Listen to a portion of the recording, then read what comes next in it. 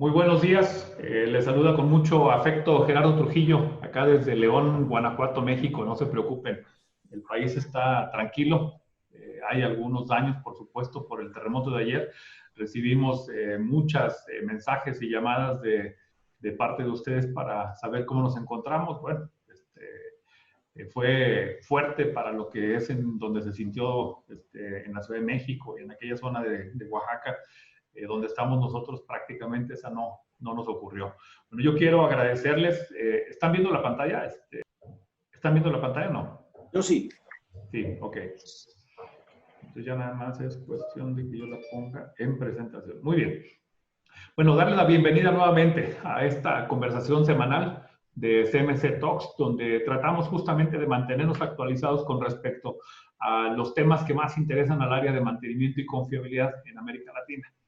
Recuerden, CMC Talks se lleva a cabo en México en el mes de septiembre, en Chile en el mes de junio y en noviembre en Lima, en Perú. Esperamos reunirnos con ustedes próximamente y mientras tanto, pues nos mantenemos justamente aquí activos hablando con los líderes en la industria del mantenimiento, la confiabilidad y la gestión de activos. En este evento del día de hoy, tengo el gusto de verdad de compartir con Carlos Mario Pérez, de la compañía Soporte y Compañía en Colombia, porque tiene allí sus oficinas principales, pero bueno, él es muy activo en el resto de América Latina, con un tema que lo abandera y lo abandera muy bien, el tema del RCM. Entonces, bueno, justamente hoy, hablando con Carlos Mario, vamos a poder entender algunos conceptos de lo que es el porqué de la implementación de RCM, el cómo se implementa, el cuándo se implementa y una lista larga de preguntas que tengo aquí, Carlos. Durante la semana nos estuvieron enviando correos varias personas para incluirlas por aquí y además de las que se van a colocar en el chat en el transcurso de la mañana. Entonces, tenemos más o menos así como 45 minutos para conversar y si tenemos ahí oportunidad, pues 15, 30, 40 minutos para responder preguntas, dependiendo de qué tanto estemos aquí disponibles. Carlos, te agradezco mucho la presencia. Carlos es el consultor principal de Soporte y Compañía. Puedo decirlo con mucho agradecimiento que ha sido el único conferencista y expositor que ha estado presente en todos los congresos de mantenimiento y confiabilidad que hemos organizado, en los 3 países y en todos los eventos. Eso, bueno, es un detalle que le quiero agradecer en público por aquí a Carlos Mario.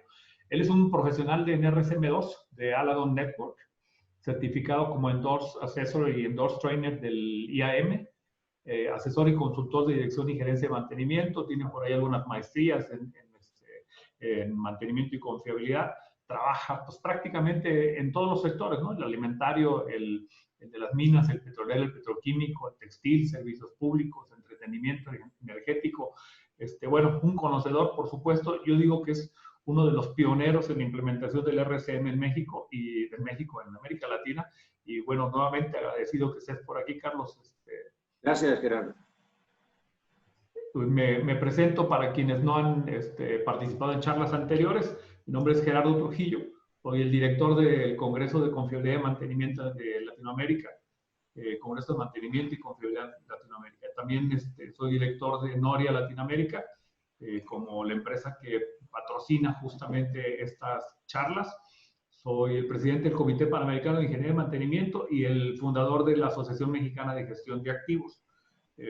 Mi especialidad, más de 30 años de experiencia en el área de lubricación de maquinaria y análisis de lubricante. Además, bueno, desde hace por ahí pues creo que desde que conocí a Carlos Mario me interesé mucho por el tema del mantenimiento y la confiabilidad. Tomé curso de RCM con él, como he tomado curso con muchos más de los expertos que nos acompañan en estas charlas. Por ahí algunos desarrollos, patentes, me gusta escribir, me gusta participar, por supuesto, en conferencias y soy un apasionado por el trabajo voluntario. Así es que los invito justamente a que, tomando en consideración su aporte a la comunidad, se unan al trabajo voluntario. Vamos a iniciar directamente, Carlos. Bueno, lo que yo he aprendido, lo que he visto, lo que he leído, lo que he escuchado, el RCM es una metodología. y se le menciona con un énfasis muy claro el tema de que es sistemático, pero yo creo que lo que más caracteriza al tema de RCM es la parte del contexto operacional. Yo te preguntaría, ¿qué hace al RCM tan valioso, pero a la vez tan controversial? Y luego, si nos dieras una visión más o menos general, ¿cuántos tipos de RCM hay? ¿Y cuáles serían las principales diferencias que tenemos? Ok, mira, el RCM, más que sistemático, es riguroso. Es una metodología, como tú lo dices, que usa varias herramientas que no son originales de ellas, como el análisis de modo de falla de efectos, o AMEF, o ANFE, o FMA. Y lo que hace el RCM diferente es un sistema de tomar decisiones para definir las tareas.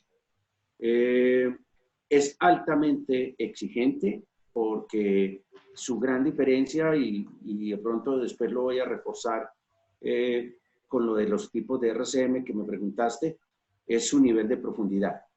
¿De acuerdo? Entonces, cuando tú quieres hacer un plan de mantenimiento, tú tienes que responder dos preguntas. Es muy sencillo. Y son, ¿qué causas de fallas tiene y cómo las vas a enfrentar? Llegar a las causas de falla se puede hacer por muchos caminos. La mejor es no hacer nada y dejar que las fallas vayan ocurriendo, y a medida que van ocurriendo las fallas, vas implementando tus mejoras y tus planes de mantenimiento. Hay mucha gente que le gusta esa metodología. Otros, ¿qué hacen? Van y buscan en un manual de fabricante algunas causas de falla que ellos han vivido y con eso montan su plan de mantenimiento. Y otros hacen una combinación de su experiencia, conocimiento, su sapiencia como ingenieros, y van construyendo ese listado de causas de falla que es a lo que tú tienes que enfrentarte. El RCM utiliza unas preguntas partiendo de la función, la falla funcional, llegar a la causa de falla, para entender qué es lo que le puede pasar a un equipo. Como ese proceso toma tiempo, lo controversial que para algunos tiene el RCM, para mí no es controversial, jamás ha sido controversial, porque yo pienso que en mantenimiento no solamente hay que dar tiempo a la ejecución, sino que hay que dar tiempo a analizar, a pensar, a revisar, a investigar, ¿de acuerdo? El conocimiento, siempre se lo digo a la gente, no es como el maná en la Biblia que cae del cielo, sino que hay que buscarlo y hay que comportarse investigando y revisando. Entonces, llegar a las causas de falla, pues es un proceso que cuando un equipo es nuevo es mucho más difícil, pero nuestros conocimientos de ingeniería y la documentación técnica nos permiten llegar a ellos, y cuando un equipo ya hemos vivido muchos años con él, pues desafortunadamente muchas causas de falla de esas ya las hemos vivido. Entonces es un proceso que, por ser riguroso y ser estricto y no tener atajos, entonces exige algo de tiempo. La controversia que se genera es que llegar a esas causas de falla toma tiempo, pero el problema no es la metodología, es la misma historia del mensajero. RCM solamente es la herramienta. Si tú tienes un equipo que tiene 14,000 causas de falla, no pelees con la metodología, el problema es que tu equipo tiene muchas causas de falla. Los activos antiguos tenían menos funciones, tenían menos elementos, tenían menos instrumentación, no tenían robótica, no había software. Entonces, sus causas de falla eran muy sencillas y eran mucho más fáciles de hacer. Pero tú miras ahora equipos muy sencillos y obtener el listado de funciones, sacar tus causas de falla y llegar a sus tareas, pues te va a demandar un tiempo importante. Pero ese tiempo es recompensado porque te vas a evitar muchos problemas al futuro. Siempre pongo un ejemplo. Si tú tienes un equipo que esperas operarlo por 20 años y que vas a tener 20 por 52, un número de semanas durante su vida operativa en su ciclo de vida, y necesitas dedicarle 8 semanas de esa cantidad a hacerle una revisión completa de sus posibles causas de falla, esa inversión en tiempo es supremamente importante. Ahora, ¿por qué ha sido exitoso en algunas compañías? Porque se dan tiempo de hacerlo. Las empresas, desafortunadamente, y algunos de nuestros colegas, quisieran que las metodologías siempre fueran más rápidas. Y entiendo el afán, pero tú haces un cruce entre la rigurosidad y la cantidad de tiempo que empleas. Yo puedo fácilmente terminar un análisis en menos tiempo, pasando por alto funciones, pasando por alto modo de falla, pasando por alto algunos elementos. Y tú mencionaste algo muy importante, el contexto operacional. El primer paso para hacer RCM es escribir el contexto operacional. Y el contexto operacional es un reto supremamente importante para las compañías, porque tú ahí describes cómo funciona el equipo, qué esperas de él, qué impacto tiene que falle, de qué está compuesto, las funciones de esos elementos. Y el solo escribir el contexto operacional en muchas empresas ha sido un proceso expedito, porque ya por otras iniciativas organizacionales, sus equipos tienen documentación que lo respalda. Ahí en Pero ese cuando punto, vas a una empresa, sí. Carlos, en ese punto, ¿quién define el contexto operacional? Mantenimiento, operaciones, Okay. seguridad, ecología, ¿quién lo hace? Pero como lo dice sabiamente mi compañera Victoria, todo el proceso de RCM es una construcción colectiva de conocimiento. ¿Cierto? Entonces, la construcción colectiva de conocimiento la hacen el operador, los técnicos de mantenimiento, los supervisores, las personas de calidad, o sea, los que están involucrados en hacer el activo más confiable. ¿De acuerdo? Y esa construcción colectiva se hace poniendo el conocimiento de todos sobre la mesa. El trabajo de RCM es una construcción de una serie de personas, entre comillas, expertas dentro de lo que hacen relacionado con el activo. Y la suma de todo ese conocimiento casi siempre nos arroja que entre el 85 y 90% de la información se tiene en ellos, pero no la tiene ninguno completa. Y normalmente siempre quedan tareas, quedan consultas con el fabricante, quedan cosas que ni sabíamos que tenían. Yo me he llevado sorpresas como gente que me dice en un análisis de una máquina que hace 20 años tienen, que una válvula ni siquiera sabían que estaba ahí. Claro, como nunca les había fallado, pues nunca se habían puesto a pensar en ello. Y desafortunadamente, no es un problema del RCM, sino un problema en general. ¿Aló? Dale. Bueno, continúo. Entonces, cuando tú analizas un equipo, necesitas ponerle la gente correcta. Y la gente correcta, pues es uno de los principios básicos de esta metodología, que es las preguntas correctas a las personas correctas. Para un equipo que es nuevo, muchas veces los proveedores, ojo, los proveedores de servicio, los proveedores, los instaladores, te ayudan con muchas causas de falla. Pero si el equipo lleva muchos años trabajando, posiblemente muchas de las causas de falla van a estar. Lo que hace la gran diferencia de esta metodología con cualquier otra que utilice el ANFE o el FMA correctamente aplicado, es que esta metodología se enfoca en las fallas que han ocurrido y las que podrían llegar a ocurrir. Okay. La gran mayoría de metodologías que hay para hacer mantenimiento trabajan sobre lo que ha ocurrido. Y cuando tú trabajas sobre lo que ha ocurrido, eso está bien, pero no es suficientemente completo. Esa es la gran diferencia. Incompleto es distinto a equivocado. Entonces, si a ti te han ocurrido pocas fallas, probablemente tu ANFE va a quedar muy pobre si te basas solo en lo que ya ha ocurrido. La gran diferencia del RCM es que el RCM te hace la pregunta: ¿qué ha ocurrido? ¿Qué podría llegar a ocurrir? ¿Qué tendría impactos muy graves? ¿Y qué razonablemente en equipos parecidos puede llegar a fallar? Esa pregunta es la que hace esta metodología distinta. Entonces, tú tienes problemas a veces cuando discutes con un grupo y tú le dices, ese empaque puede fallar. Y la respuesta típica de la gente es, no ha fallado. Entonces, como no ha fallado, no lo metamos en la estrategia. Cuando no lo metes en la estrategia y el empaque falla, ya todos dicen, hubiéramos hecho caso en ese momento que el empaque pueda fallar. Esta metodología reconoce que los elementos de las máquinas son finitos. Tenemos colegas que tristemente piensan que nuestros elementos son infinitos y te dicen así, como en 10 años no ha fallado, esa flecha no va a fallar o ese eje no va a fallar. Y yo, oye, pero los ejes fallan, los elementos rotativos fallan. No, pero no ha fallado. Entonces, no me coloques eso en el ANFE. De siempre la lucha es qué podría llegar a fallar y qué no podría. Y me voy adelantando un poco. ¿Qué es lo que hacen otras metodologías? Pasar por alto causas de falla. La gran diferencia de los famosos métodos para hacer RCM es que han vendido la falsa idea de que lo hacen más rápido. Y lo hacen más rápido, claro, porque se saltan modos de falla, se pasan por alto funciones. Y entonces, algunos vivimos con el estilo de hagámoslo bien. Y otros, hagámoslo, pero no bien. A eso lo llamo yo, y lo digo tomando también una frase de mi compañera, falsos profetas. Y te dicen, no, ¿sabes qué? No agarres sino las funciones. Yo me he encontrado en este medio, Gerardo, con personas que me han preguntado, oye, tengo que analizar todas las funciones. Y yo, claro, es que mi RCM no se hace así. Y yo, entonces tú no estás haciendo RCM. Y tengo que contemplar todos los modos de falla, así con el énfasis, todos los modos de falla. Claro, tienes que contemplarlos todos. Eso es lo que explica por qué es controversial.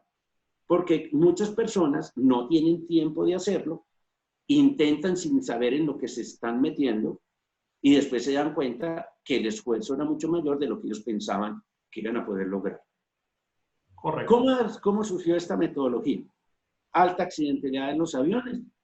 Uno de cada 16.667 vuelos en los años 50 tenía una fatalidad, lo cual nos daría que en el mundo de hoy entre 4 o 5 aviones estarían cayendo, pues obviamente si nuestros aeropuertos estuvieran trabajando en este momento. ¿Y qué dijeron las empresas del sector aéreo? Oye, tenemos que tener una manera distinta de hacer mantenimiento o este negocio se va a acabar. Y llegaron al problema de los planes. Con los planes de mantenimiento hay dos posibles errores. Uno, están bien definidos y no se ejecutan bien. O la otra, no están bien definidos. Entonces ellos crearon un grupo de trabajo liderado por United Airlines y ellos dijeron, hey, hagamos una metodología para definir planes de mantenimiento. El primer diagrama de decisión nació en 1965 y en la aviación al RCM no lo llaman RCM, lo llaman MSG, que significa Maintenance Steering Group, o sea, Grupo de Dirección de Mantenimiento. Y ellos han venido, al igual que el software, evolucionando esa metodología desde 1965 hasta ahora. Es la oficial en la aviación. El diagrama de decisión es prácticamente igual al del RCM, pero como empezó a funcionar también, por allá en los 60, el Departamento de Defensa de los Estados Unidos buscó a Nolan y Heap, que eran el jefe de planeación y programación de United. En ese tiempo no había el área de confiabilidad, ¿ya? Y ellos, para el Departamento de Defensa, crearon el RCM para ser usado en la Armada y en la Fuerza Aérea. Y eso empezó a bajar de manera drástica, pero de una manera brutal, la accidentalidad en la aviación. Eso no quiere decir que no haya accidentes, pero la tasa de accidentalidad es completamente diferente. ¿Qué hicieron distinto Nolan y Heap? Ellos tomaron el ANFE y no partieron de los componentes, sino de la función, que es el primer reto, entender cómo funcionan los equipos. Y lo decía muy bien John Murray, si no entiendes cómo funciona un equipo, ¿cómo te atreves a decir que lo mantienes? Entonces, lo primero es entender cómo funciona el equipo. El RCM empezó a dar muy buen resultado. Y un club de buenas prácticas que existe en Estados Unidos de empresas eléctricas, ¿ya? Que de hecho algunas empresas mexicanas pertenecen a ellos, empezaron a hacer una versión abreviada del RCM, ¿ya? Y esa versión abreviada eliminó la falla oculta, o sea, todos los dispositivos de protección. Le dejó por fuera el 40% de las causas de falla. Y de ahí en adelante han surgido algunas variaciones, ¿cierto? Que han prometido hacerlo más rápido bajo la promesa de que vas a obtener los mismos resultados. Entonces, básicamente, tú te encuentras tres grupos. El RCM clásico, nacido de la aviación, y que sí se sigue llamando el MSG, y mucha gente sigue con el RCM clásico. El RCM más riguroso y el RCM menos riguroso. Entonces tú preguntas, ¿qué gano con uno con el otro? Con el menos riguroso, lo hace más rápido. ¿Qué pierdo? No analizo todas las causas de falla. Entonces la decisión no la toma el RCM, la toma la empresa que decide qué metodología lo tiene que hacer. Pero nosotros, ¿qué nos encontramos? Oye, queremos hacer RCM, ¿lo quieres hacer bien? No, lo queremos hacer rápido. Entonces tienes que buscarte algo que ni siquiera se podría llamar RCM, porque agarran las 7 preguntas y se toman todas las libertades del mundo. El apego metodológico es lo que hace distinto un RCM del otro, Gerardo. No sé si con eso te contesto tus primeras preguntas. Me parece perfecto. Muy bien. Ahora, se trata de crear o de construir a través del RCM planes de mantenimiento óptimos. Entonces, Sí. ¿qué pasa con los planes del fabricante de la máquina? ¿Los tomo en cuenta? ¿No los tomo en cuenta? ¿Por qué son diferentes? Muy buena pregunta. Bueno, los planes de mantenimiento que viene el fabricante tienen algunas causas de falla que han sido construidas por los que hemos sido usuarios de máquina que hacemos nuestros reportes oportunos. ¿De acuerdo? Y ellos van construyendo una base de conocimiento bastante apropiada sobre las cosas que les relatan sus usuarios y que ellos mismos han vivido. En algunos casos han sido de que los diseñadores pues, reconocen que sus elementos van a fallar. Entonces, ¿qué trae un manual de fabricante? Tiene dos cosas que le tenemos que dar una lectura distinta. Una, tiene causas de falla. Todas las causas de falla que te trae el fabricante, úsalas en tu ANFE, porque si están ahí, caen en la categoría de que ya han ocurrido. Eso es perfecto, o sea, es bienvenido esa información. ¿Cuál es el otro problema? Lo que ellos te recomiendan, las frecuencias de cambio y frecuencias de inspección o frecuencias de lavado, apriete, etc. Entonces, en algunos casos la coincidencia es válida. En trabajos normalmente de limpieza, lubricación, ajuste, lo que llamamos las tareas básicas, son bienvenidas y se pueden revisar. Pero, ¿qué pasó con el plan que hizo el fabricante? Fue hecho para un contexto operacional genérico, no para el contexto operacional que tú tienes. Entonces, si tú tienes un contexto operacional donde alrededor de tu planta hay mucho material particulado, hay gran nivel de contaminación, posiblemente la tarea no venga ajustada a tu contexto operacional. Entonces, la acción como tal puede que sea válida, pero la frecuencia es la que tienes que mirar correctamente. Entonces, tú puedes usar eso como una referencia, pero no como algo mandatorio. De manera desafortunada, en las relaciones que se han hecho entre fabricantes y proveedores, se firman contratos y en los contratos quedan los usuarios obligados a hacer ciertas tareas de acuerdo al contrato de suministro, que por tanto va a tener una venta de repuestos asociada a lo mismo, porque ellos venden repuestos o refacciones, como lo llaman en México. Entonces, lo que tú tienes que sentarte con tu fabricante y decirte, oye, ven acá, tú me propones estas tareas, pero es que yo aplico estas metodologías para mis plantas. Te recomiendan cambiar un filtro por frecuencia. Y la máquina tiene indicador de caída de presión. Y puedes cambiar el filtro sin interrumpir grandemente el proceso. Es más sensato, obviamente, medir la caída de presión que cambiar el filtro.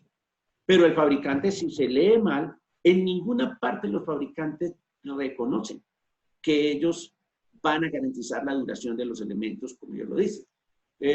Pongo el ejemplo. Tú dices, cambiar el filtro cada 2000 horas. Entonces tú podrías ir con el fabricante donde un notario y decirle, óyeme, ¿me garantizas que el filtro va a durar 2000 horas? No puedo. Yo, pero entonces, ¿por qué me recomiendas cambiarlo cada 2000 horas y no me garantizas que dura 2000 horas? Digo, una cosa es la frecuencia de cambio y otra cosa es la duración o tasa de fallas. Yo, entonces, ¿por qué me obligas a hacer eso? Haz que con eso reduces el riesgo de que vayas a fallar. Entonces, lo que yo tengo que hacer es saber leer. Las personas que han estado conmigo en algunas capacitaciones han escuchado que yo insisto mucho en eso, es que nosotros no leemos bien. Nosotros no leemos bien, los fabricantes nunca nos dicen, lo que yo digo que es la frecuencia de cambio va a ser la duración del elemento. Y el otro problema, Gerardo, es que la gente confunde el elemento con la causa de falla. Ese nivel de profundidad es muy distinto. A ti te pueden decir, cambia un rodamiento cada 5000 horas. ¿Y por qué causa de falla? Porque yo no lo puedo cambiar porque él duró eso. La gente tiene la idea de que la vida de un elemento es para que él dure como conjunto un tiempo determinado y resulta que la vida no existe como tal, sino que hay varias vidas. Porque un elemento tiene varias maneras de fallar y cada manera de fallar tiene su tiempo medio entre fallas, su vida proyectada y su vida esperada diferente. Entonces, construir una estrategia de cambio, sobre todo en cambio, tiene que ser con mucho cuidado cuando se lee un manual de fabricante. Es más, tú le podrías decir, ¿por qué me dices que lo cambio? ¿Por desgaste? ¿Por suciedad? ¿Por cristalización? ¿Por exceso de temperatura? Claro, porque si no me das causa de falla, dime la razón por la cual lo tengo que cambiar. Entonces, los manuales del fabricante, como lo dice toda la literatura alrededor de esta metodología, son un elemento útil, muy importante por lo que aportan, pero no es la última palabra, porque entonces tú combinas tu conocimiento, tu criterio y el manual del fabricante, lo pasas por la metodología y te aseguro que la decisión que tomas es mejor informada. Eso es básicamente lo que se hace con el manual del fabricante. Aquí hay un concepto interesante. Estamos hablando de contexto operacional y luego de planes de mantenimiento óptimos. COVID-19, paro de plantas, ¿cambia el contexto operacional? ¿Deberemos reajustar, cambiar? Claro. De hecho, por otros servicios de nuestra empresa, hemos tenido unas experiencias simpáticas, sobre todo en el sector transporte, donde hubo un paro total de equipos móviles. ¿cierto? Y se les olvidó en el software de mantenimiento ajustar las cosas y el sistema siguió dentro de su inteligencia generando, ¿cierto? Los planes de mantenimiento, en algunos casos haciendo reservas de almacén innecesarias. Y claro que tienes que mirarlo. Por ejemplo, si tu nivel de sanitización ahora o de bioseguridad te trae una función distinta sobre el equipo, te van a salir causas de falla distintas y tienes que agregar tareas. Pero también, si te baja el ritmo sobre los equipos, posiblemente las horas operadas van a ser distintas. Si bien las frecuencias pueden ser las mismas, pues los tiempos en que se lanzan son distintos. O definitivamente hay tareas que no vas a necesitar. Porque los equipos que funcionan fallan de una manera y los que no funcionan fallan de otra. El mejor ejemplo es Bhopal. El accidente de Bhopal en la India en los años 80 era una planta fuera de servicio y murieron 25.000 personas por un escape de metal isocianato que no se controló bien porque ellos pensaban que como los equipos no funcionaban, no había que hacer nada. Entonces, dejar tu coche ahora en la casa sin rodar exige unas tareas distintas que un coche rodando, pero tienes que hacer tareas sobre los mismos. Entonces, definitivamente con esto del COVID, si te cambian turnos de producción, ritmo de producción, tú tienes que revisar tu estrategia y tienes que ajustar tus tareas, o en algunos casos frecuencias, o en algunos casos los tiempos en que las lanzas o las generas. Muy bien. ¿El RCM se puede hacer interno? ¿Se puede hacer? ¿Tendremos necesidad siempre de tener un consultor? ¿Necesitamos que alguien facilite el proceso? Y ahí la pregunta va, ¿qué se requiere para implementarlo exitosamente? ¿Quiénes deben participar y cómo deben participar en esa estrategia? Ok. Te lo voy a explicar de la siguiente manera. Bueno, los casos exitosos que hemos hecho de RCM, lo que hemos encontrado en la mayoría de las empresas que lo hemos hecho bien, es una buena dosis de humildad. ¿Y por qué una buena dosis de humildad? Porque dicen, yo de eso no sé. ¿De acuerdo? Tú sabes que ahora con esta facilidad de buscar información en Internet, pues tú te conoces gente que dice, no, yo me leí un artículo y se lanzan a hacer los análisis de RCM. Es increíble, ¿cierto? Ya, eso es muy común ahora y te podría decir, no es el objetivo en este foro, decir en qué países es más común eso que no, ¿cierto? Pero en muchos países hay mucha humildad y las empresas dicen, oye, enséñanos eso, pero lo primero es capacitar. Entonces tú te tienes que capacitar. Están los que se autocapacitan, los que pagan por la capacitación, están los que fotocopian libros, bueno, pero necesitas capacitar. ¿Listo? Tú te capacitas y aquí viene la gran dificultad. Te tienes que reunir. Para reunirte necesitas espacio y tiempo. Y aquí viene lo contradictorio de esta metodología que explica por qué es controversial. Tú vas a mandar a los grupos de análisis a los mejores de tu planta o los que más conocen el equipo, no a los peores, porque lo peor sería que tú dijeras, oye, no sé qué hacer contigo, te voy a mandar al RCM. O sea, sería, ya estamos condenando al fracaso de esta metodología. Entonces, esta metodología necesita capacitarse y reunirse. Esa reunión, como siempre todos tenemos en la cabeza la mente de la democracia, la igualdad y que todos podemos hablar, necesita que alguien la controle. O sea, y esa reunión se dirige con alguien que llamamos el facilitador. Bueno, una metodología que nosotros enseñamos y que tratamos de implementar en las empresas no está hecha para que haya un consultor permanente dentro de las compañías. Es para que lo hagan con sus propios recursos. Pero el problema de muchas empresas es que al que escogen a que trabaje en estos procesos, tiene un cargo totalmente operativo. Te voy a dar un ejemplo. En un curso de estos que dirigen las reuniones, nos llega la persona y te dice, oye, ¿qué cargo tienes? Supervisor de mantenimiento mecánico. Entonces, tú haces turnos, sí, yo hago turnos. Atiendes el día a día, sí. Entonces, ¿a qué hora vas a hacer la dirección de los grupos de RCM? No, me dijeron que en el tiempo que me quedara libre, ya el proceso ya murió. Entonces, en algunas empresas forman la gente y le dan tiempo a la gente. En otras, forman la gente y no les dan tiempo. Entonces, acuden a consultores para que les ayude a hacer el RCM de manera correcta. Es simplemente eso lo que pasa. Pero una empresa capacitando a su gente, dándole tiempo, seleccionándola bien, podrían hacer sus análisis perfectamente. En otras, muchas nos han dicho, oye, yo formo la gente en lo básico, pero en lo de dirigir la reunión, de una vez te digo, no tengo tiempo a alguien, mándanos a alguien que nos ayude y hemos facilitado esos procesos. pero no está pensado, ni así lo pensó el gran fomentador de esta metodología, que tuviera que haber consultores internos para hacerlo. Algunas lo escogen por un tema de velocidad. Ahora, una cosa es un consultor que te ayude a dirigir la reunión y otra cosa es un consultor que no vaya nunca a tu planta y luego te mande un archivo ya con el análisis hecho sin nunca haber hablado con tu gente. Esa sí no es la manera correcta de hacer.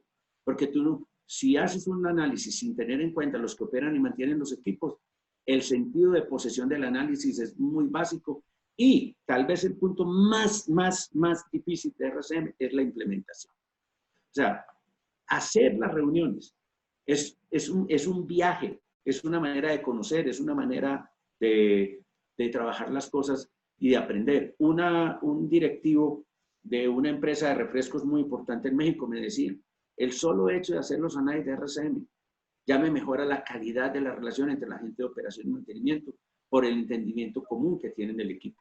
Esa es una parte, es el viaje, es llegar a las tareas. Pero luego, ¿qué viene? Crear los planes de mantenimiento, eliminar las tareas viejas, ser capaz de hacer papelera de reciclaje, delete, erase, borrar de las tareas viejas. La gente se niega a borrar las tareas viejas. Quieren seguir, la gente quiere, si sale del RCM, medir la caída de presión, igual seguir con la tarea de cambiar el filtro. Oye, pero entonces, ¿cuándo vas a cambiar? O sea, les da miedo dejar de hacer las tareas. Entonces hay que dejar de hacer las antiguas tareas, montar las nuevas tareas, escribir los procedimientos, crear los repuestos en el almacén, ¿cierto? Capacitar a la gente, porque una causa de falla muy común en los análisis que salen es falta de conocimiento de un mantenedor o de un operador sobre un equipo. Entonces te toca capacitarlos. Entonces la implementación es el reto importante. Porque si no, el análisis de RCM es como el análisis de un laboratorio. Mira, aquí están tus males y estos son tus tareas que te digo como médico para que ejecutes y te alivies. Ah, yo no voy a ejecutar nada. ¿De qué te sirvió todo ese proceso? Entonces, la implementación es la que genera, te doy el dato, el 25% de los fracasos de RCM. El 25% de los fracasos de RCM, y que es la causa número 1, es análisis realizados y no implementados. Están en carpetas, acetas, archivos muy bonitos en Excel o en un software, pero nunca fueron llevados a cabo.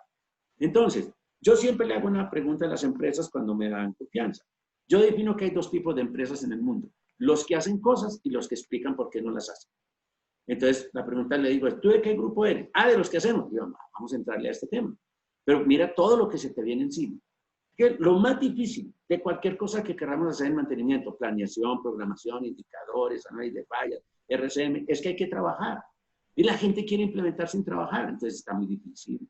Todavía no hemos llegado a ese nivel de que las herramientas, como el Metrics, se nos meta aquí un chip y ya tienen internamente el conocimiento implementado. Hay que trabajar, hay que caminar, hay que viajar, hay que equivocarse, hay que volver a empezar, hay que insistir. Luego hay que ir a pelear con los ejecutores, porque los ejecutores se enamoran de las tareas que hacían antes.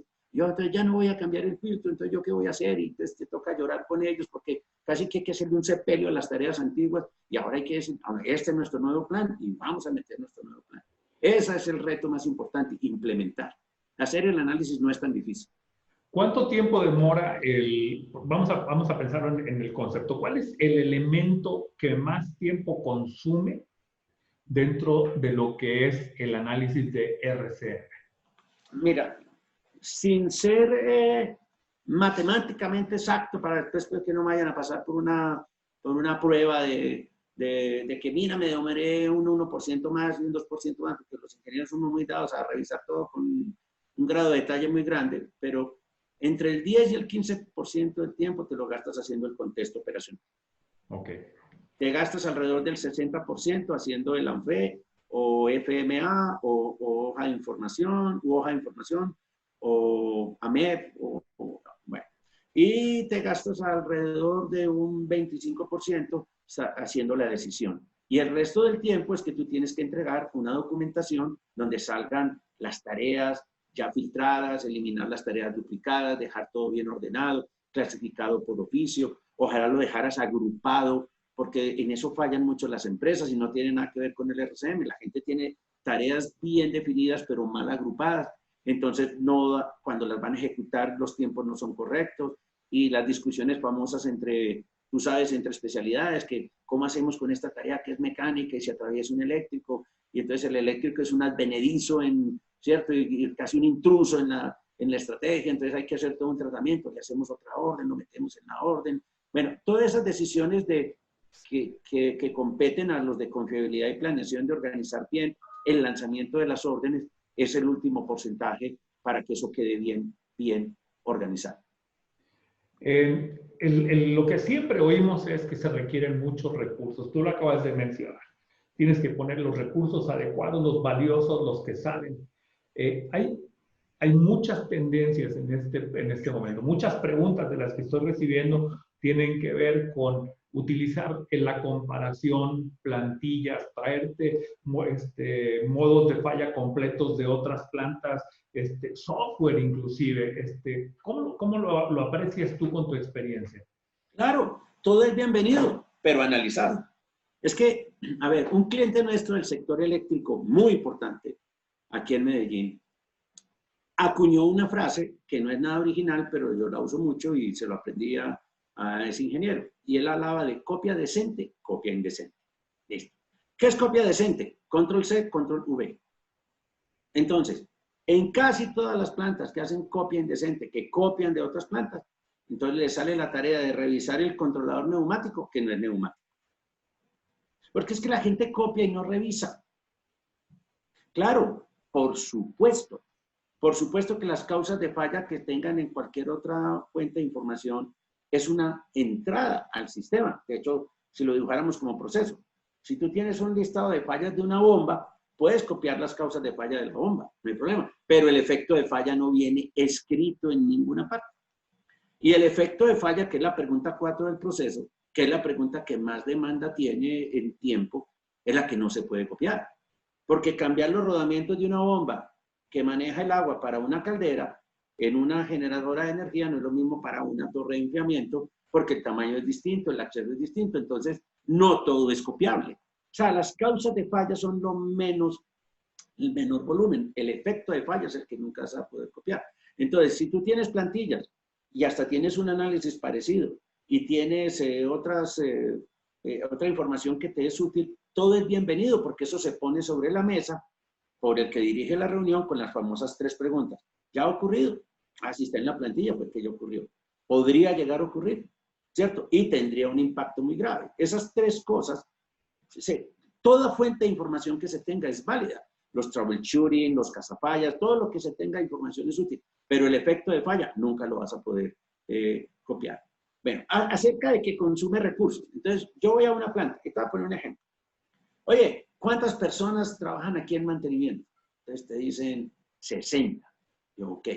Oye, ¿qué quieres hacer? Ah, quiero hacer análisis de la empacadora. Yo, ok. Necesito que me prestes un mecánico y un electricista. No puede. Yo, pero si me vas a prestar 2 de 60. No puedo. Sin esos no puedo vivir. O sea, es increíble cómo los jefes de mantenimiento sin cierta gente no pueden moverse. O sea, esos pobres muchachos nunca salen a vacaciones, ¿cierto? No se pueden enfermar, o sea, nunca pueden hacer un trámite porque sin ellos la planta no existe. Entonces tú les dices, préstamelo.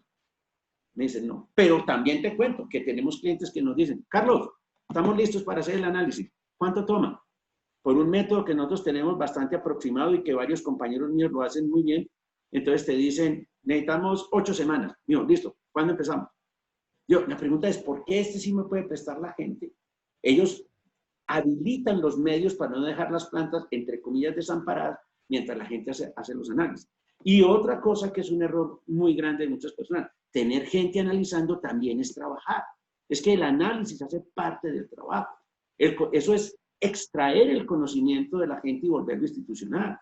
Hay gente que lleva hasta 30 años en una empresa, tiene hasta los modos de falla en unas libreticas secretas porque guardan todo, tienen los despieces de las máquinas secretas. Cuando tú logras extraer esa información, estás volviendo la información útil para la compañía. Entonces, lo de que consume mucho tiempo, la palabra mucho siempre es muy relativa. Si yo lo comparo con lo que ha durado la humanidad, el RCM es infinitesimal. O sea, eso no dura nada. Pero ¿cómo es posible que tú emplees el 1% del ciclo de vida de un activo haciendo un análisis de todas sus causas de falla para volverlo muy confiable, para cumplir las políticas empresariales, para certificarse en gestión de activos, para que los equipos fallen menos y decimos que no tenemos tiempo. Somos muy contradictorios. Nos encanta la ejecución. Es que a la gente le encanta el mantenimiento de la ejecución. A la gente le encanta hacer órdenes de trabajo y no cómo pensar en hacer menos órdenes de trabajo. Esa es la gran diferencia. Tú mencionas que cuando tienes una máquina nueva es más difícil hacer RCM porque tienes menos historia. Cuando tienes plantas operando, por supuesto, ya sabes cuáles te han fallado, pero uno quisiera iniciar con una planta nueva. Imagínate que yo estoy construyendo una planta nueva. A mí me gustaría iniciar con el mejor plan de mantenimiento posible. Y obviamente voy a tener que trabajar con todas las fallas que no han ocurrido, pero con lo que tú dices, a lo mejor con un poco de alimentación de las fallas que ocurren en otro contexto o en otras plantas, en otras máquinas similares, y las alimento como parte del proceso a lo que es mi análisis de RCM. ¿Cuántas veces, ya que una planta está operando, cuántas veces tengo yo que pasar por el proceso de RCM? Es una pregunta que me ha llegado 2 o 3 veces por aquí en el chat. Veamos, lo de la máquina nueva es difícil, pero no es imposible. Y te lo voy a explicar. Una experiencia muy interesante de una empresa del sector minero en México. Nos tocó analizar un activo con ellos que nunca habían tenido ninguno. ¿Ya? Y obviamente cuando dijimos, vamos a, como se dice en México, entrarle a hacer este análisis, hubo las famosas propuestas porque hay gente que su estado normal en la vida es negarse a todo, ¿sí o no? No, no podemos, que no sabemos, que no conocemos, que ven. Y yo, oye, ven acá. Vamos a hacer el contexto operacional. Mira, ¿qué tiene esta máquina? Un sistema hidráulico. ¿Sabemos de sistemas hidráulicos? Sí, pero no de ese. Yo, ¿pero qué tiene? Tiene su bomba, tiene sus filtros, tiene sus válvulas direccionales, ya tiene tuberías, tiene razón. Oye, vamos al sistema motriz. ¿Qué tiene? Un motor diésel. Oye, pero ya hemos hecho motores diésel. Sí, pero este es más grande. Yo, sí, pero tiene básicamente modo de falla muy parecido. Y entonces a la gente hay que irle quitando el miedo. Y también uno le dice a algunos, y me disculpan muchos colegas que se los diga, pero hay que decirle, oye, pero entonces tú qué estudiaste, porque te da miedo ya leer un plano. O sea, a ver, agarremos el plano hidráulico y he visto los grupos Gerardo, los he visto muy dedicados. Van pasando por los planos hidráulicos, van recorriendo los planos, van recogiendo la documentación técnica y se llegan a los modos de falla. Porque es que, a ver, yo enseño varias cosas. Todos los elementos mecánicos, tarde que temprano, van a fallar.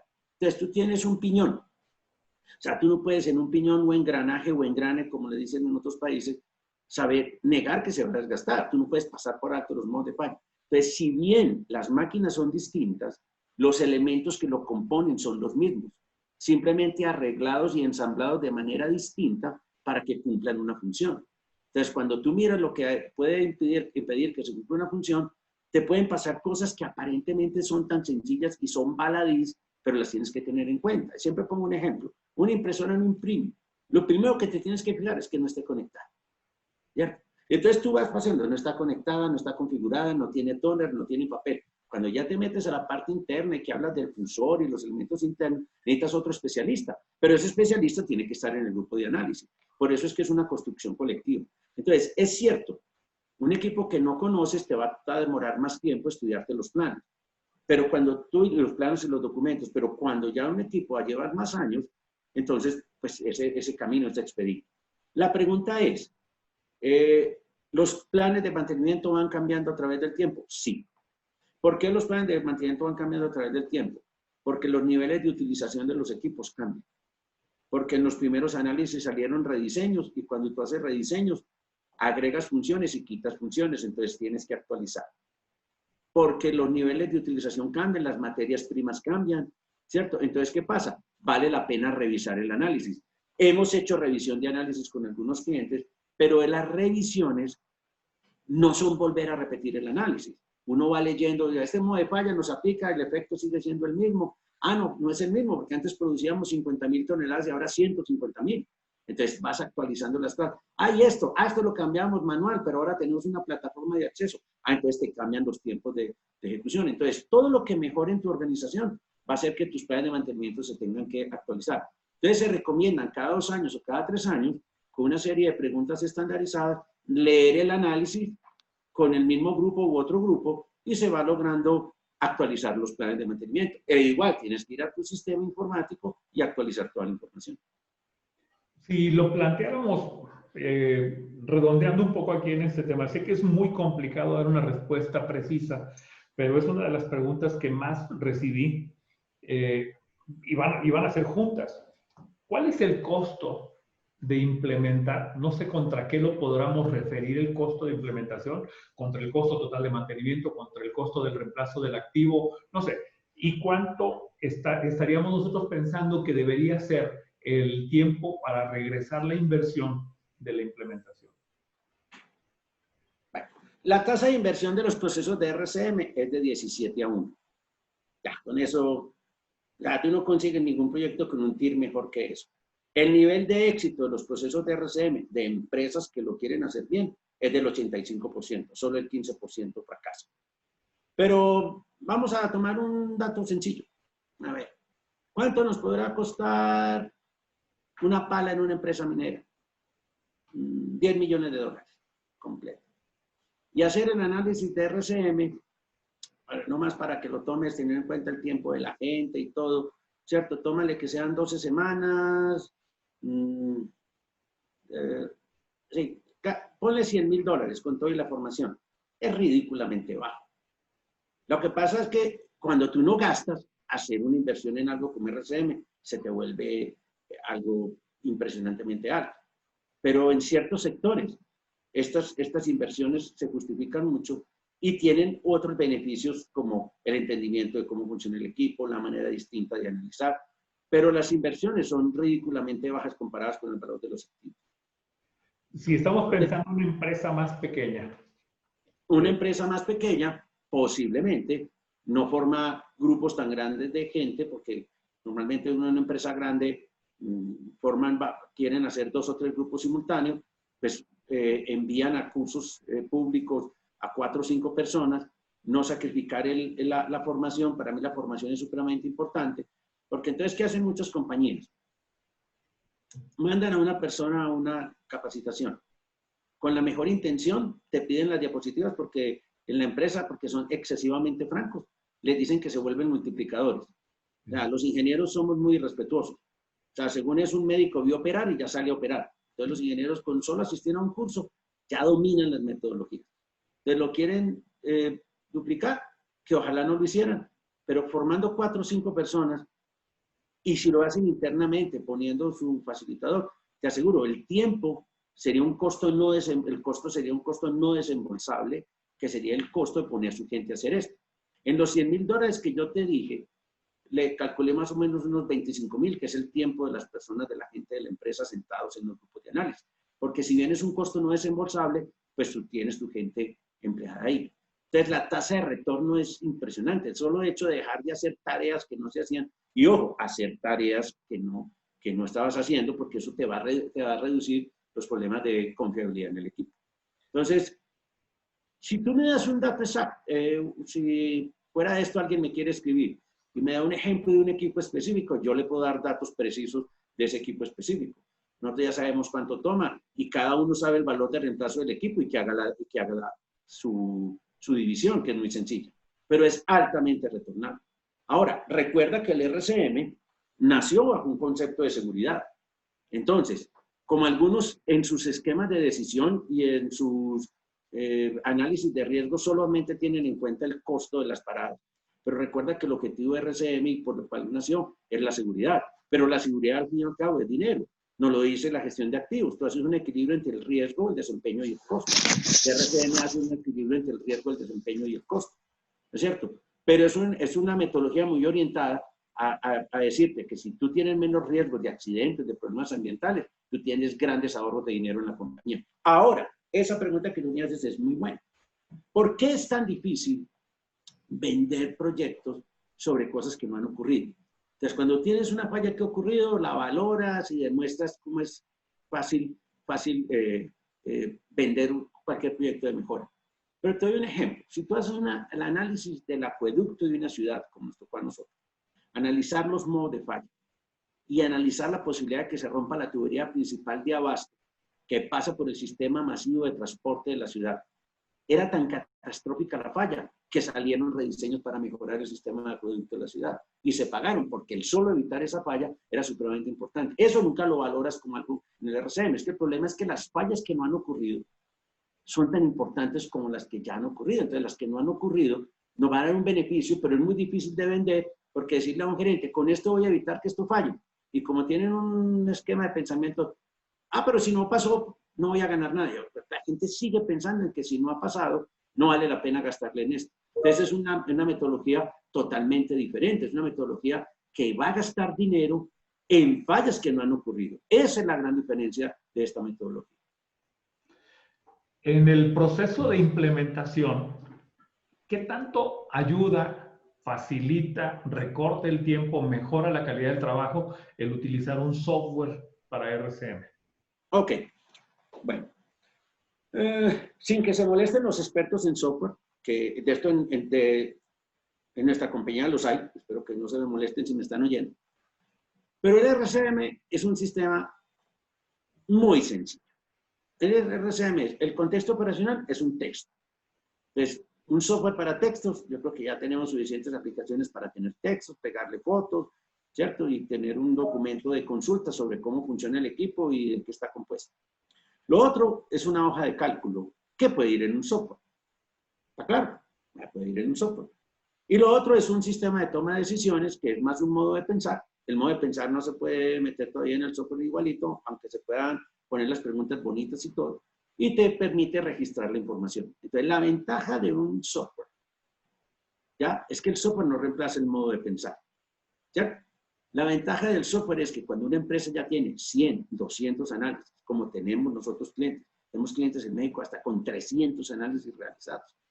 Entonces ya eso manejarlo en hojitas de Excel se vuelve muy difícil. Pero si tú aspiras a tener 4 o 5 análisis, no le inviertes al software, más bien inviértele a hacer los análisis.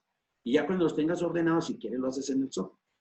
Los software, por ejemplo, muchos de ellos no cumplen las normas que deben cumplir el RCM. No permiten meter los efectos bien. Y son pródigos en lo que les gusta a muchos de nuestros colegas, los cálculos de confiabilidad, ¿cierto?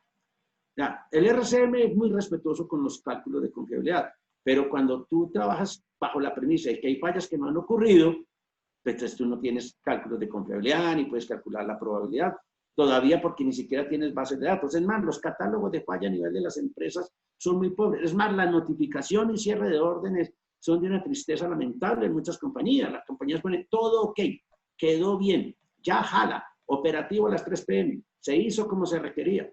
Los catálogos de fallas son muy mal usados, entonces las cosas no se llevan a nivel de modo de falla. De hecho, una de las grandes dificultades del uso de software es que nosotros tenemos 3 lenguajes distintos. Hay gente que habla de ubicaciones técnicas o áreas, otros hablan de activos y nosotros queremos llegar hasta la causa de falla. O sea que nosotros el nivel del elemento no es suficiente. Para nosotros no es suficiente hablar de rodamientos. Nosotros tenemos que hablar de rodamiento gastado, rodamiento mal lubricado, rodamiento excesivamente lubricado. O sea, nosotros llegamos a otro nivel. Entonces, por ejemplo, conjuntar la base de datos de RCM con las de los software de mantenimiento a veces es difícil porque la de los software, la mayoría de las empresas es muy superficial. Pero si tú tienes una buena cantidad de modos de falla, muchas funciones, claro, un software te permite agilizar el proceso de manejo de la información, no de análisis. El análisis te va a tomar el mismo tiempo, porque sentarse a pensar, ¿qué puede fallar aquí? Solo lo contestan las personas, aunque tú puedas hacer una búsqueda. Pero la búsqueda, igual que las bases de datos, que entregan son elementos a tener en cuenta. Tú tienes, antes de decidir meterlo en la web, tienes que tomar la decisión. El RCM se hace a nivel sistema, a nivel componente. Es una de las preguntas que tengo. Muy bien. El RCM se hace al nivel del equipo. ¿De acuerdo? No hay que hacerle RCM a todos los equipos de la compañía. Se le hace el RCM a algunos activos de la compañía. Es más, las empresas que se precian de tener ingeniero de confiabilidad, los invito a que le pregunten al ingeniero de confiabilidad si tiene la matriz de activos versus métodos para hacer planes de mantenimiento. Hay cosas tan sencillas que el manual de fabricante es sencillo. Hay cosas tan sencillas que la experiencia permite hacer los planes de mantenimiento. Pero hay activos donde tú decidiste hacer RCM. Entonces, ¿qué se debe hacer? no RCM a todos los equipos, pero al equipo que se le hace RCM se le tiene que hacer completo.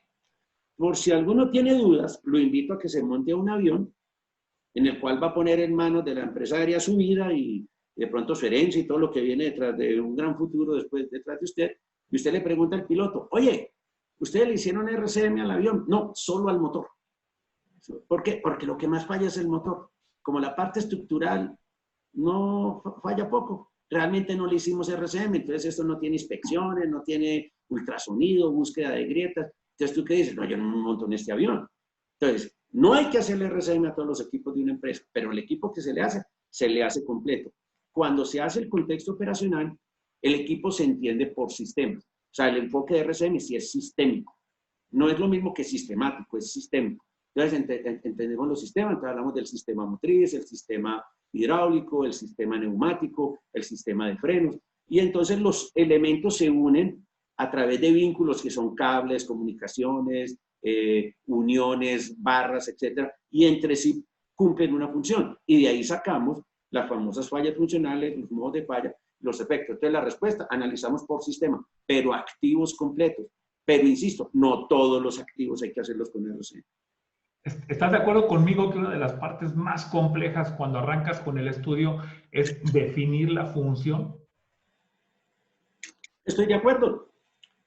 Estoy de acuerdo. Y hasta el año pasado tuviste en el Congreso a alguien que trató de hacer una conferencia sobre eso. ¿Sí o no? Sí. ¿Cierto? Sobre eso. Claro, porque es que la función no es fácil, redactar la función no es sencillo. O sea, tratar de explicar lo que un equipo hace no es fácil.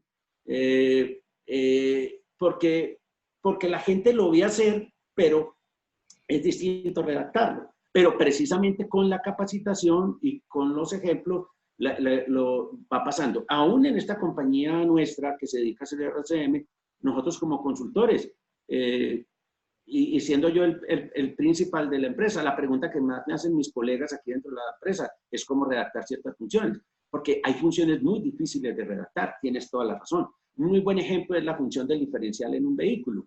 O sea, es muy fácil decir que hace el diferencial en palabras coloquiales, pero redactar la función no es tan fácil. Y como las funciones tienen parámetro, entonces colocarle el parámetro de las funciones también no es fácil. Lo reconozco, no es la pregunta que más tiempo ocupa, pero sí puede tener un gran grado de dificultad, porque para esa no tienes ayuda. Por ejemplo, para sacar la decisión, usas el diagrama de decisión. Pero es la primera. Entonces tú dices que esto tiene un switch. Entonces la gente a veces sabe qué tienen las máquinas. Esa es la diferencia de un enfoque estructural a un enfoque funcional. Saben qué tienen las máquinas, pero no saben qué hacen. Entonces tú le dices, ¿qué es eso? Esa manivela. ¿Y qué hace esa manivela? No, es que la movemos y nos permite subir la puerta. Ya, entonces escribe la función, permitir subir la puerta. Pero eso se va adquiriendo con práctica. Uno va practicando, Gerardo, y te juro, uno con 2 o 3 análisis, uno aprende RCM no yendo a curso. Uno aprende RCM haciendo un análisis. Cuando tú te enfrentas a tratar de escribir la función, ahí es cuando tú te das cuenta, sí aprendí.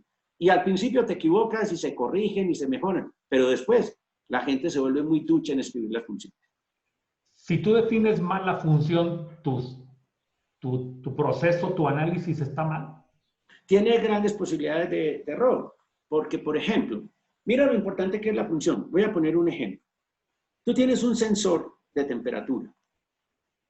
Entonces, los análisis tradicionales desprecian el sensor. Un sensor. Carlos, ¿para qué lo va a gastar tiempo a una cosa que cuesta $30? No, está bien, desprecialo. Bueno, había visto plantas paradas porque el sensor se dañó. Pero cuando escribe la función, primera función, indicar la temperatura en la sala de control con una desviación máxima del 1% con respecto a la temperatura real. 2. Activar una alarma cuando la temperatura de salida del compresor pase de 120 grados Celsius. 3. Parar el compresor cuando la temperatura de la salida sobrepase 135 grados Celsius. Entonces, son 3 funciones y las cumple el mismo elemento. ¿Cuál es la diferencia? Pueden tener los mismos modos de falla, pero ¿cuál es la que tiene el impacto más grave? El que no pare el compresor. Entonces, eso es lo que nos puede llevar a que si las funciones no se escriben bien, tú pases por alto los modos de falla. Tienes toda la razón. ¿En dónde se equivoca la gente? Normalmente en el parámetro. Entonces, por eso los parámetros tienen que estar muy bien definidos a la hora de escribir la función. Porque tú no puedes decir algo así, parar la máquina cuando sea requerido. Yo, no, ven acá, ayúdame a escribir bien la función. dime cuándo lo para, dime qué está midiendo, dónde está el sensor, a dónde transmite. Entonces, todo ese diálogo que se hace con la gente nos permite entender bien cómo funciona el equipo. Y de manera muy preocupante, en muchas compañías nos hemos dado cuenta que hay equipos que la gente los opera y los mantiene y no entendían cómo funcionaban. Así, tajante te lo digo. O sea, es más, a mí me dijo el jefe de mantenimiento de una empresa del sector periódicos en Colombia, después de hacer una ley de RCM, me dijo, Carlos, esto demostró que nosotros estábamos equivocados después de que se implementaron los análisis y obtuvieron grandes mejoras. Pregunto, ¿por qué a pesar de no hacer bien las cosas, el periódico seguía saliendo bien? Digo, porque los que compraban el equipo compraron un activo muy confiable. Hay activos tan confiables que aguantan malas prácticas de mantenimiento. Cierto. Oye, tengo una pregunta interesante aquí. Vamos a poner PMO y RCM. ¿Ya entendiste la pregunta? Sí. No entiendo a qué viene el caso. PMO es algo que busca reducir las cargas de mantenimiento y nosotros no buscamos reducir las cargas de mantenimiento, buscamos mejorar la confiabilidad. Mucha gente dice que es más práctico y más rápido que el RCM. ¿Cuál es tu opinión allí? Pero práctico ¿para qué? Es que son dos objetivos distintos.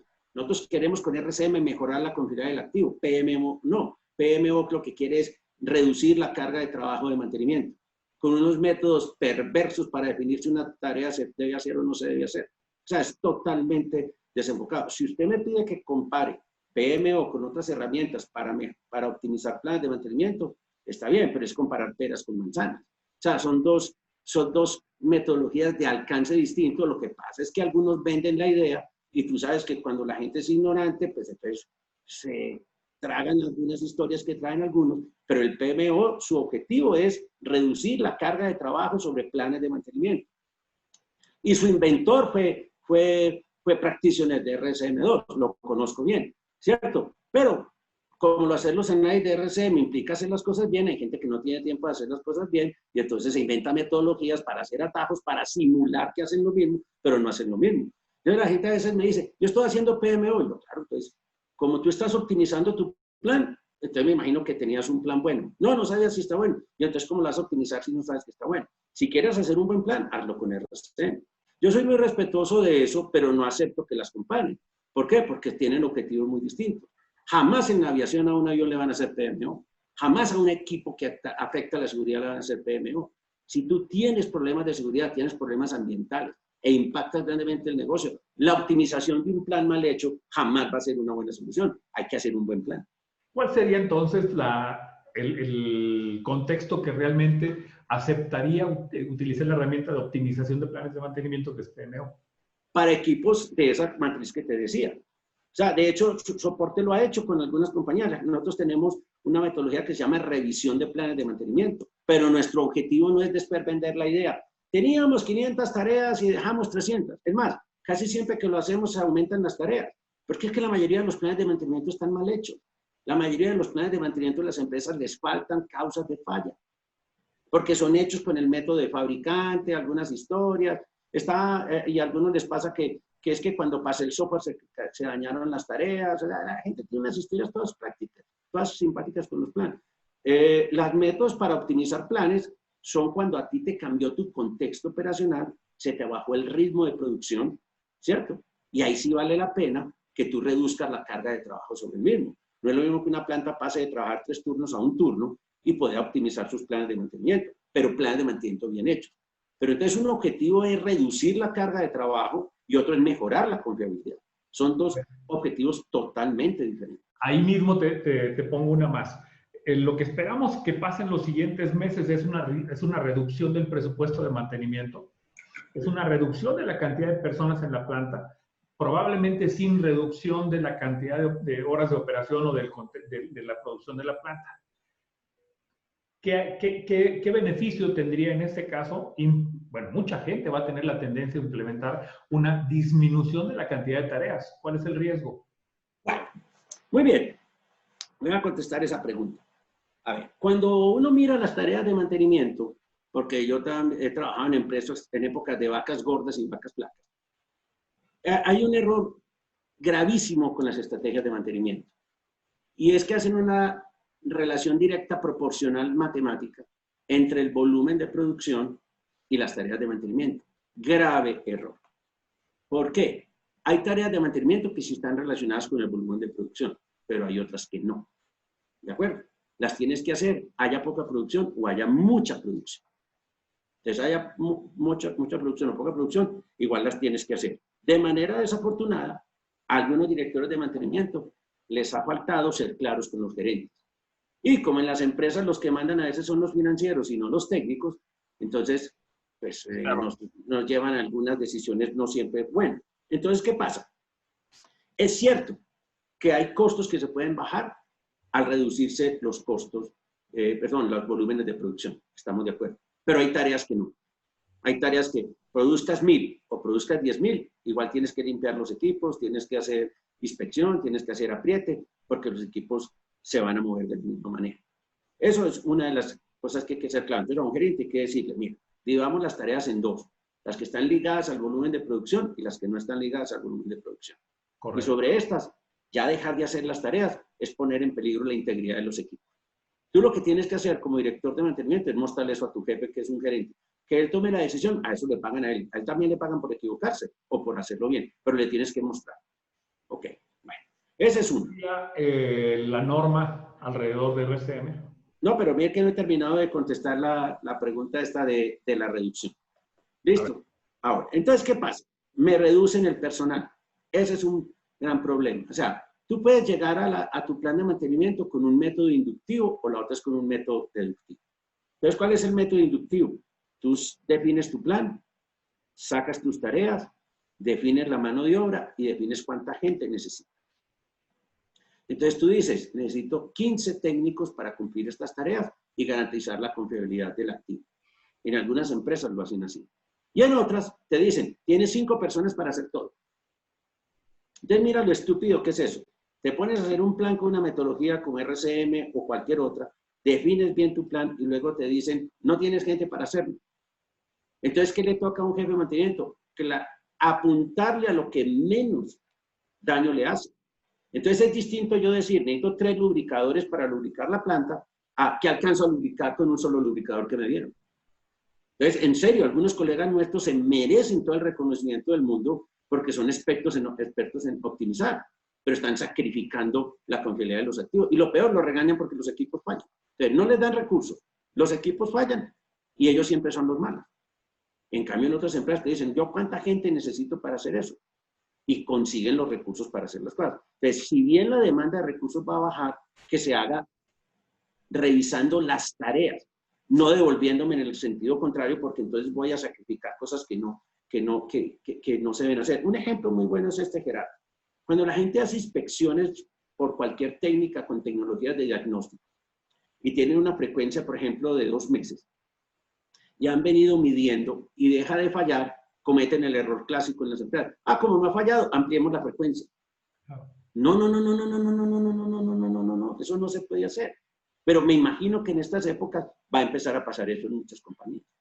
Entonces, el nivel de utilización del activo sí influye, pero no es que puedas hacer una regla de 3. La producción se baja a la mitad, entonces el costo de mantenimiento se va a bajar a la mitad. No va a ser así, porque hay tareas que son prácticamente costo fijo y no las podemos dejar de hacer.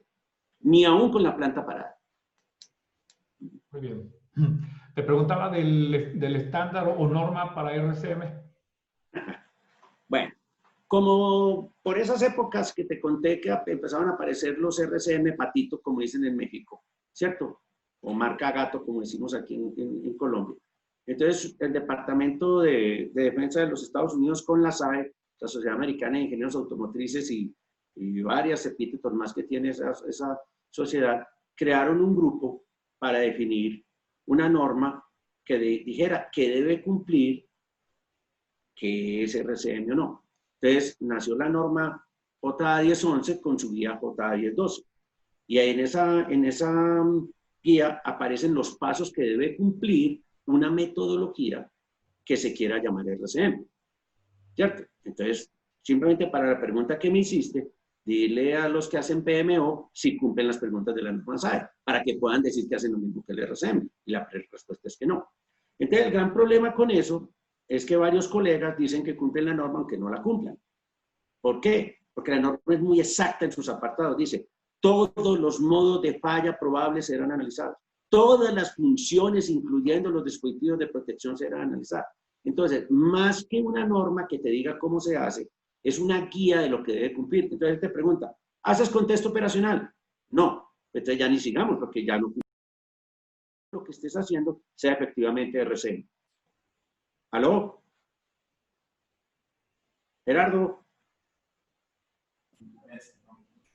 Hola. Hola, Carlos. Creo que se quedó el ingeniero sin señal. Aquí estoy. Bueno. Ya. Ya volvió. Y como que de repente se cortó, pero ya te veo nuevamente. Sí, perfecto. Entonces, tengo una pregunta más todavía aquí. Claro, claro. No, varias más. Mientras se queden los que se quedan, ahí seguimos entonces. Estamos bien, tengo tu video aquí. Perdón, una disculpa. Dice, si el RCM desagrega todos los modos de falla y existen modos de falla que nunca sean prestados. Pues, se me fue. A ver, voy a abrirlo. Yo tenía una aquí que recuerdo de las que leí. Una de las cosas que tú mencionas que es más complicada al momento de implementar es el de pasar las tareas del análisis al software o al plan de mantenimiento. Alguno pregunta aquí si es que hay una forma de hacerlo efectiva, agrupar las tareas para poder incorporarlas después a SAP. ¿Cómo se hace? Claro, ¿Sí? Así se debe hacer. Es que los criterios de agrupación son supremamente importantes. Hay especialidad, turno, duración, ¿cierto? Esa pregunta es muy buena porque es que el éxito no es solo sacar las tareas, es cómo volver las tareas digeribles y manejables para los técnicos que son los que van a hacer después las órdenes de trabajo. Correcto. Bueno, Gerardo, si me das la palabra, voy a contestar una que estoy viendo ahí. Claro, adelante. Listo. Dice, ¿cuál es la diferencia entre el RCM1 y el RCM2? Entonces voy a contestar esa pregunta. En esencia es lo mismo. O sea, John Murray, que fue el que lanzó el RCM2, nunca se quiso mostrar como un creador del RCM. Él trabajó con Nolan y Heap. Hace poco que tuvimos una reunión de los que enseñamos RCM, me compartieron la foto de John con Nolan, una foto histórica. Entonces, ¿qué encontró John como nos lo contaba él? O sea, básicamente lo que pasaba era lo siguiente, una metodología muy orientada a la aviación, la gente le tiene cierto respeto al mantenimiento de la aviación, pero les cuento que pasa lo mismo que en cualquier otro negocio, la gente llega tarde, hay repuestos que no llegan, hay cosas que no están en almacén, eso es la misma vía, simplemente que los aviones tienen una manera muy distinta de ser visibles cuando fallan, ¿ya? Y John Murray quiso escribir esa misma información para hacerlo accesible a la gente de la industria. De hecho, cuando él fue mi profesor de RCM, yo le pregunté que por qué el 2. Yo le dije, John, ¿por qué le pusiste el 2? Mío, fue más una estrategia de tipo comercial. Sin embargo, aunque son en esencia iguales, el manejo de la falla oculta lo profundiza mucho el RCM2, los dispositivos de protección, y lo otro que agregó fue la parte ambiental en el diagrama de decisión. Y lo otro, en el diagrama de decisión original venían preguntas como, ¿es técnicamente factible y merece la pena realizar una tarea? John Murray le hizo clic a eso y esas preguntas les bajó de nivel de manera que la toma de decisiones es muy acertada, muy bien informada y muy responsable. Y no simplemente para que quede como una opinión. Porque si no, entonces yo podría contestar, sí, sí es técnicamente factible. No, aquí te hace preguntas que dicen, ¿es factible por esto, esto, esto y esto? Sí, entonces la tarea sí está bien definida. Entonces, por eso es más riguroso, pero conserva en esencia contestar las 7 preguntas de la misma manera. Y Nolan asesoró a John Murray cuando lanzó su libro en 1990. Perfecto. Hay una pregunta aquí, ya recuperé el chat. Según tu experiencia, cuando haces RCM, ¿qué porcentaje de tareas son basadas en condición? ¿Qué porcentaje son de mantenimiento basado en tiempo? ¿Cuáles son correctivas? Ok, cuando analizamos un equipo sin ser igual en todos los sistemas, aclaro, no es lo mismo analizar un sistema de control, regulación, control electrónico, que analizar una transmisión. O sea, una transmisión tiene un modo de falla muy diferentes, pero el gran porcentaje, la mayoría de tareas que salen son tareas basadas en condición. No porque seamos fans del predictivo, sino que la mayoría de fallas de las máquinas son aleatorias. Eso lo demostró la industria de la aviación con análisis de RCM. Como la gran mayoría de fallas son aleatorias, muchas de esas fallas dan aviso de que la falla está ocurriendo de manera temprana o incipiente, entonces por eso se hacen muchas tareas basadas en condición. El segundo grupo, que también es cíclico y pertenece al plan de mantenimiento, son las llamadas tareas de búsqueda de falla o pruebas de funcionamiento. Como nosotros tenemos en nuestras máquinas tantos dispositivos de protección, los dispositivos de protección se manejan, se comportan de manera totalmente distinta, porque son elementos que se usan muy poco y fallan muy poco. Normalmente lo que hacemos son pruebas de funcionamiento, simulaciones de operación, para verificar que el equipo esté cumpliendo bien su función. Ese sería el segundo grupo de tareas, pero ambas pertenecen al plan de mantenimiento. Luego, ¿qué vienen? A nivel de tareas que pertenecen al plan de mantenimiento, tareas de reacondicionamiento cíclico. Las tareas de reacondicionamiento cíclico siempre son lubricar, apretar, lavar, ajustar, ¿cierto? Y el último lugar, la más pequeña, casi siempre no pasan del 5% de las causas de falla dentro del plan de mantenimiento, son los cambios cíclicos. Eso es un gran paradigma que hay que tumbar. Dan muy pocos cambios cíclicos. Es más, hemos tenido análisis sin cambios cíclicos. Todo ese grupo que te estoy diciendo son más o menos alrededor del 60% de las causas de falla que salen. El otro 40% son causas de falla que no van a estar sujetas a plan de mantenimiento. Y dentro de eso vienen comprar repuestos, mejorar la capacitación, hacer algunos rediseños y en otras, alguna que mucha gente le molesta que lo diga, pero es así. En otras no viene sino la resignación, porque tú no puedes impedir ese modo de falla.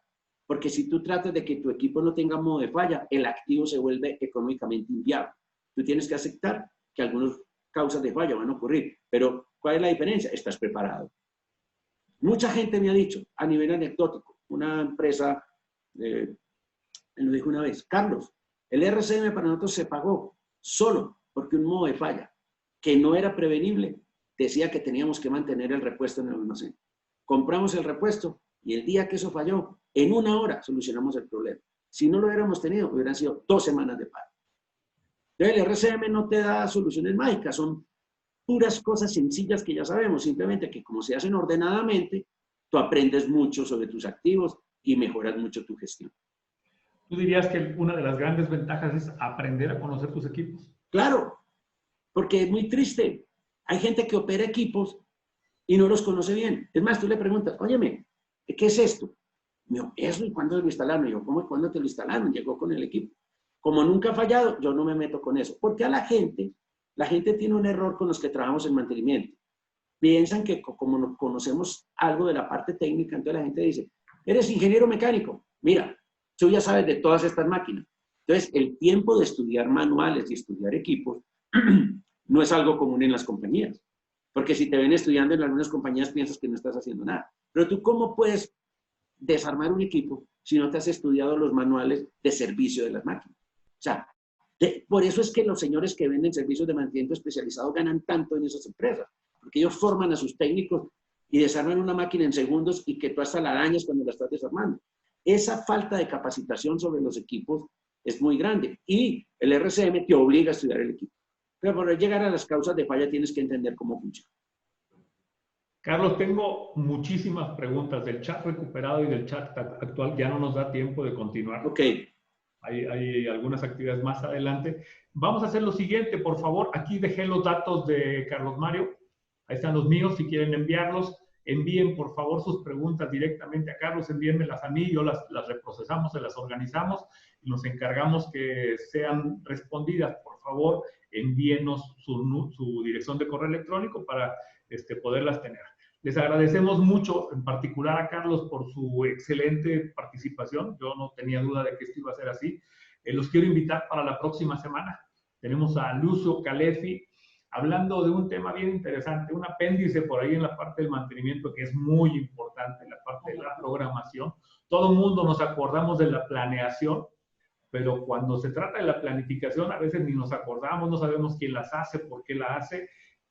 Manden sus preguntas, por favor, envíenlas con anticipación. Si las envían con anticipación, las incorporamos dentro de la charla para que no se queden fuera del tiempo. Entonces, bueno, Carlos, de verdad un abrazo, te agradezco muchísimo. Lo mismo. Tu participación. Listo, que estén muy bien todos. Hasta luego. Esperamos tenerte próximamente, Carlos, por ahí nos Muy estamos... bien, gracias Gerardo. Muy amable por la invitación. Hasta luego. Chao. Señores, muchas gracias, buen día.